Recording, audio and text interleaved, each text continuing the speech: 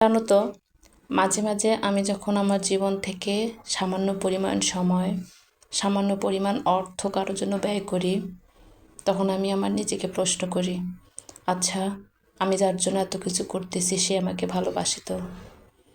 সত্যিকার অর্থে এই পৃথিবীতে কেউই আপন হয় না।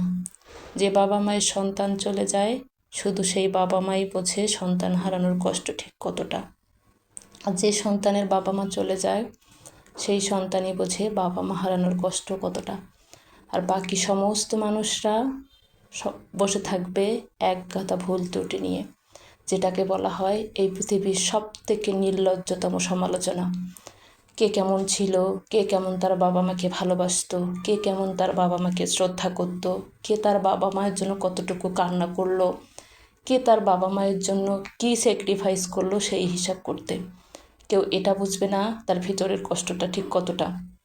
আপনার সামনটা দেখেই বুঝে নেবে, দেখো কি নির্লজ্জ, বাবা মা চলে গেছে কয়েকদিন হলো, তাতেই কেমন করে হাসতেছে। এটাই হচ্ছে সব থেকে নির্লজ্জতম সমালোচনা। সত্যি কথা বলতে এই পৃথিবীতে না কারোর জন্য সময়, অর্থ কোনটাই ব্যয় করতে হয় না, কারণ আপনার জন্য সবাই শুধু সমালোচনাই করবে, আর কিচ্ছু করবে না।